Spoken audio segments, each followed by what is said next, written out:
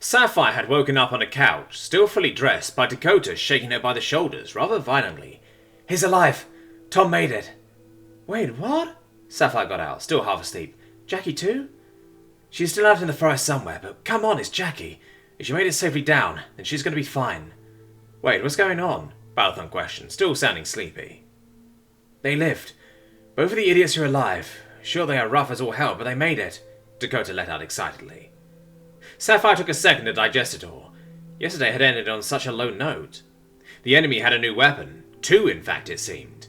Highstar had been destroyed, and now she was happy. She felt rather bad, but they were alive. And mostly well, at least. She even allowed herself to laugh a little in relief. "I take it back, Balathon. My prayers have been answered," she let out with a happy chuckle. "Now remember to be thankful," he replied lightheartedly. "Well, we certainly got that one covered," Dakota retorted. "Everyone back home is alive. We made more money yesterday than during the last 5 years. We have a solid case against the bitch." "Don't forget whatever we are getting from the Flaxen Armory," Sapphire added, trying not to sound giddy. She was still excited about that. "And our crazy inventor guy. I take it you want to go shopping then, once we collect at least," Balathon questioned, looking to Dakota, who looked slightly perturbed at that. "I've never even held that much money. On that note, we need to go speak with Volson too. He's going to be hanging on to everything for us. There is no way we could carry that much around." "The reports were addressed from here, right?" Sapphire questioned. "Fuck, right. I'm guessing we're going to be summoned too then." "We need to check in at the tavern too, just so they know," Sapphire added. "Good point. Shit, today is going to be busy. We need to swing by Ace's sister too. Right, let's get to work, people," Dakota went, slapping her thighs as she got up. "Think we can catch breakfast here? I think it's a bit better than at the tavern. No offense to your brother," Balathon went, looking at Sapphire. "You're going to have to. Lady Ashani of the Academy is paying you a visit after breakfast." A short family guard surprised Sapphire from behind, apparently having been standing there silently for at least a while.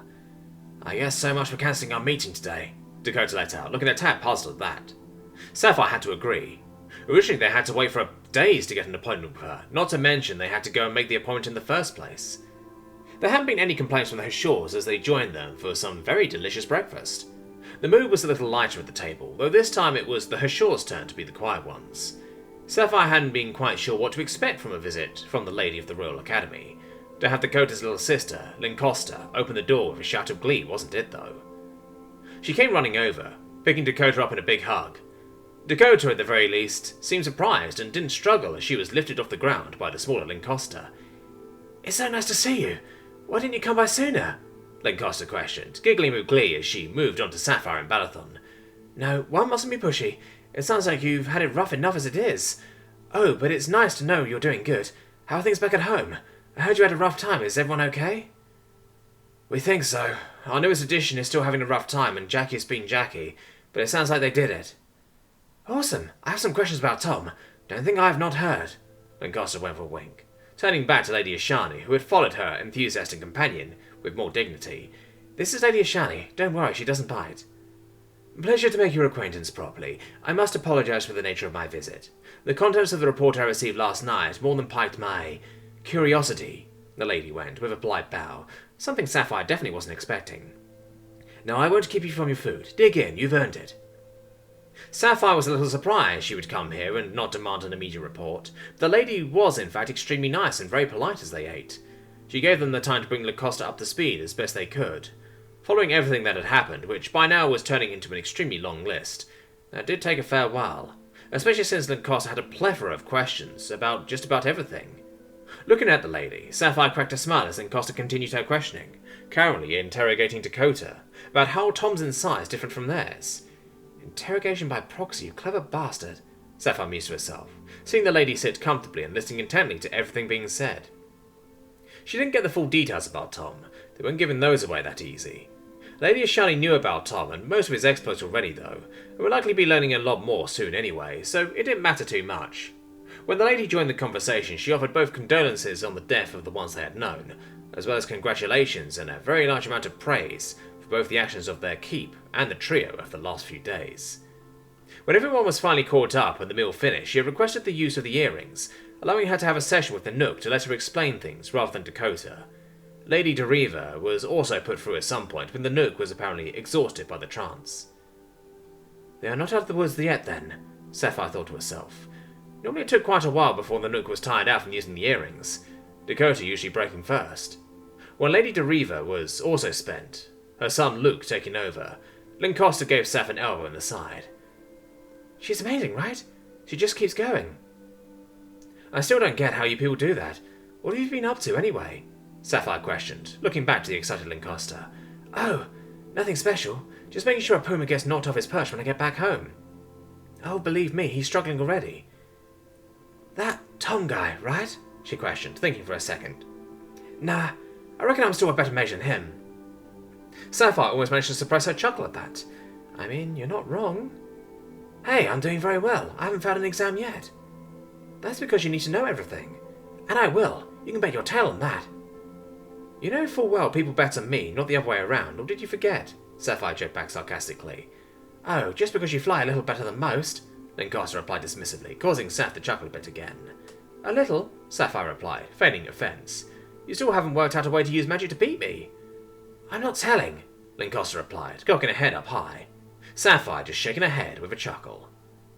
When Lady Ashani had finished her session, Lancaster was tasked with writing everything down. The lady's memory was damn near perfect as she recited the last half hour's worth of conversation by memory. Lancaster diligently wrote it all down with equally impressive speed, not missing a beat. The lady only complained a little about the vagueness of some of the information, especially considering the mutant bad things, which were clearly her focus. She even noted down Jarex's report on how he had fought them. It sounded like a bloody affair to Sapphire, that was for sure.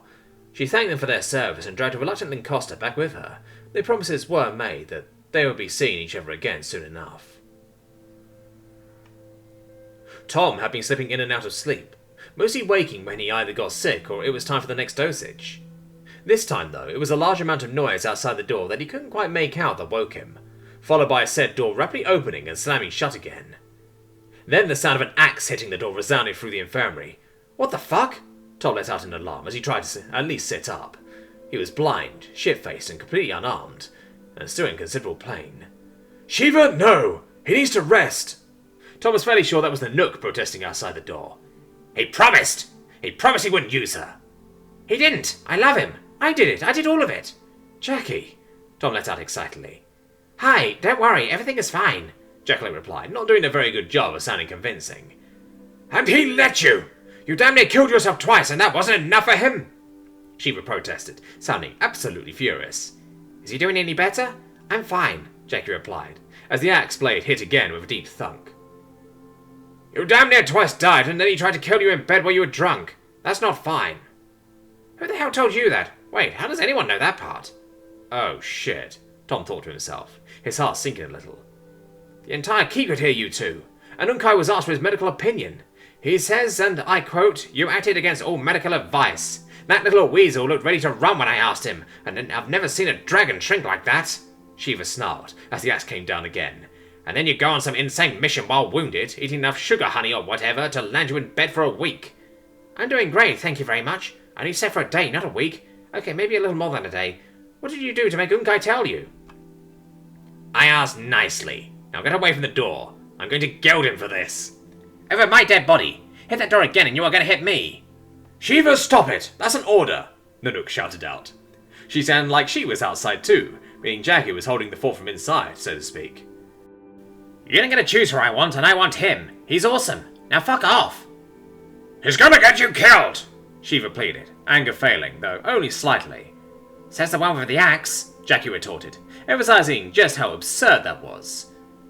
I have no clue what's going on, some poor guy from one of the other bears declared, sounding rather terrified. Just family issues, we'll be done shortly, Jackie replied in a softer tone. Wait, you got your hearing back, Tom broke out, finally realizing. That took you a while to figure out. Still fucked in the head? Jackie replied with a friendly laugh. I mean, I think so. How have you been? Oh, crashed in the woods and passed out for a day or so. Then Athera had to carry my broken ass back here. She seems nice, she replied jokingly. Jackie, open the damn door! Shiva protested from outside, a slamming noise echoing through the room again. Jackie letting out a grunt of either pain or effort as the wood creaked. Fuck off, Mum! So anyway, how have you been? I heard you had some great fun without me. I remember bits at most. Don't really want to talk about it. You get out of it okay? Sounds like you had it rough, Tom tried, hoping to get the subject away from that particular escapade. Oh, don't worry. We are going to talk about it. she replied with a slightly evil laugh. The wound in my back got infected. The Nook took care of it, though it would have taken a while to kill me anyway. Couldn't you have saved me some more of the wild brew? That sounds like great fun. God damn it. Tom cursed to himself as Jackie started giggling madly. Couldn't they, not have told her about all that? I swear by all the gods! Shiva tried again, though her tone was faltering it seemed, as she ran the door once again. Shut up! I'm happy! Jackie cut her off. But he didn't do anything. Jackie snapped in reply, sounding like she had just run out of patience. I saved his ass during the battle, twice actually. I dragged him to safety after he got shot, I got him drunk, and I hauled him into that bedroom. Then I decided to save his ass for what I made him drink. Actually, I think it was the wine, Tom tried cautiously. Oh, shut up, I'm having a moment. Jackie cut him off, in a much softer voice, switching back to the hard tone to address her mother. He's mine, and that's final. Hell, you're just jealous. Shiva apparently didn't have a comeback for that, as the bashing stopped. Tom felt the urge to clap a little, but sadly missed the first few times. If only the blasted bed would stop moving so I could fucking hit it. He cursed as he tried again, his hand being grabbed by Jackie. You are not well at all, are you? She questioned, her voice growing concerned. Everything hurts and I'm drunk as all hell and I still can't see anything, Tom replied, sounding almost proud. Give me some of that. You never know, I drank the same stuff as you. Jackie went, as Tom heard his cup get taken from the nightstand. I've had a few rough days too. Sorry about running. Don't care, you lived. Come here. Tom went, holding out his arms, regretting his decision as Jackie grabbed him, squeezing way too tightly for his current condition, letting go after he let out a pained squeak. Too tight, Jackie. Shit, sorry. I just sit here again, keep watching all that, Jackie replied, as Tom heard a chair move on the floors. How long have you been here? He questioned. He couldn't really remember when he had last been awake, nor did he even know what day or time it was. Surely it couldn't have been days, though. Oh, not long. Half a day, maybe. You've been sleeping since I got here. They wouldn't let me wake you up. You gave the Nook the time she needed to fix my ear, so that's nice. You stink, by the way. Hey, dying isn't easy. They really fix your ears just like that? Tom replied. He didn't really feel up for a bath at the moment, even if he likely needed it. Oh, yeah. She just stitched something back up. No clue what it was, though. She sounded rather disappointed with Quinn for not doing it. She says I should be careful with them for a while, though, else she will start charging me for it. Sure you will. You're the queen of careful. You need earmuffs just like Kieran, Tom joked, with a mild chuckle. If you call me adorable, I'll drink the rest of your medicine, Jackie replied, trying and failing to sound serious. After all that work to save me again? Tom questioned jokingly, trying to move over to the other side of the bed. Room for two, I think. She didn't hesitate on that invitation as she crawled in under the sheets, cuddling up against him as gently as she could. Should we let her in before she decides to break down the door anyway? Nah, I told you, you're safe here. You don't have to worry at all. When I'm here, you're safe, Jackie replied, with no small amount of pride in her voice. Well, I'm into that. Micah had been tasked to remain with them for the time being, until they could be sure the bitch didn't have more cards to play, or just in case the Flaxen family decided to go back on their word. He was definitely still taking the situation seriously, which helped keep Saf and the others on their toes. In fact, Micah seemed far more on edge now than he had been thus far, often walking hand in his sword hilt. The rest of the day had been a flurry of errands, making sure everyone who might be worried knew everything was fine. They were expecting a summons at some point to arrive at the Hashur estate or the tavern. The first stop had been the Free Traders Guild, where Vosna damn near dropped his jaw on the floor at the news of what they would be transporting, not to mention what he and Archon would be tasked with looking after in the meantime. Being the opportunist that he was, he didn't hesitate to accept, though. There was hardly a safer place to put money than the grasp of a dragon you trusted inside the Merchants Guild, so Dakota and Sapphire weren't worried. Archon had his own personal stables there, where he was currently trying his best to relax a bit. They had facilities to store a variety of goods, not to mention Archon's personal fund. Most of his crew had stayed on despite the layover. Cabrera damn near doing Imbalathon with a hearty hug when she saw him.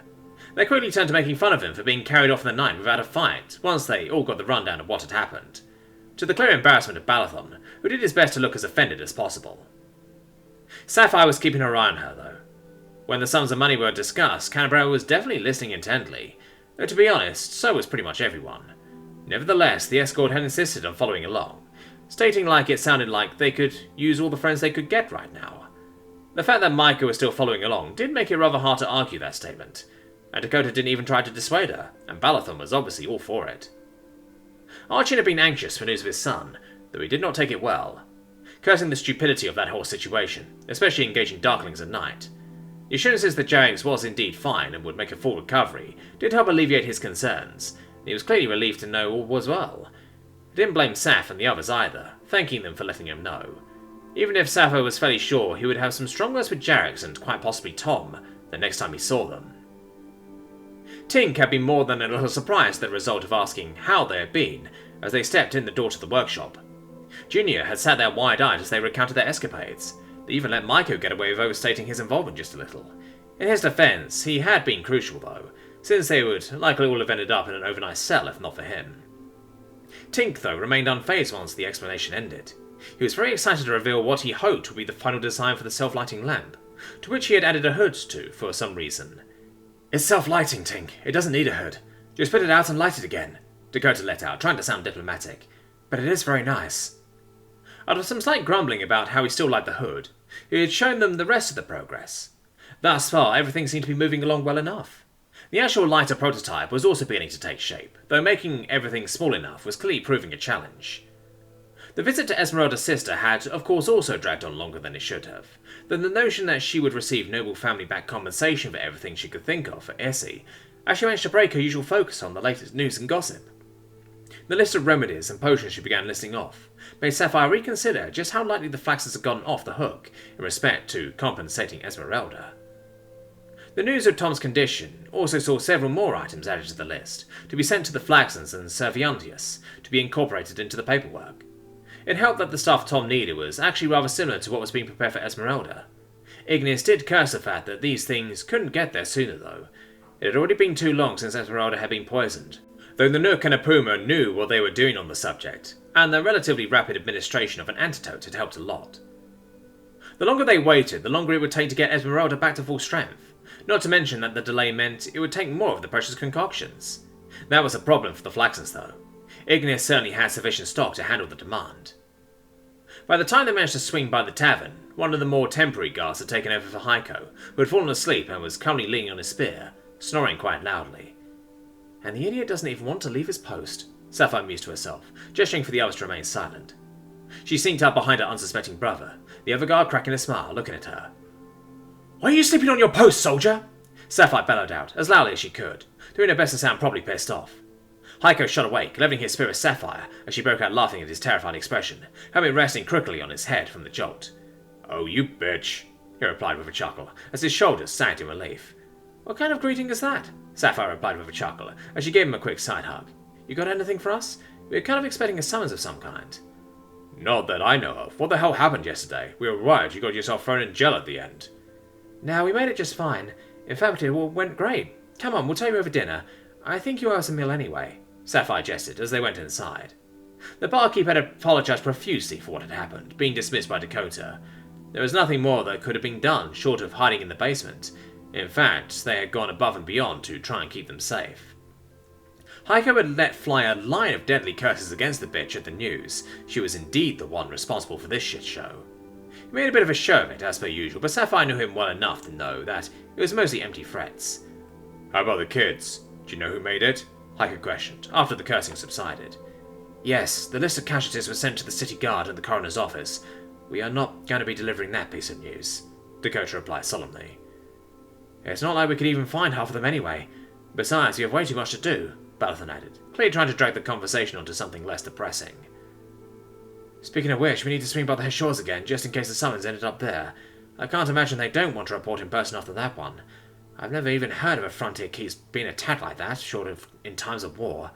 The force that could have posed a danger to just about anywhere that doesn't have dragons or a lot of defenders," Dakota added, clearly pondering the prospect. "Yeah, that sounds insane. Too bad you were here bringing down that bitch of yours. You're missing out on all the fun," Heiko went, giving Sapphire a punch to the shoulder. "Oh, you know, they wouldn't have dared attack if I was there," Sapphire replied jokingly. "Yeah, they would have been scared of getting bullied to death," Balathon tried in response, as Sapphire switched her gaze to him. "Careful now. Remember why you survived last night."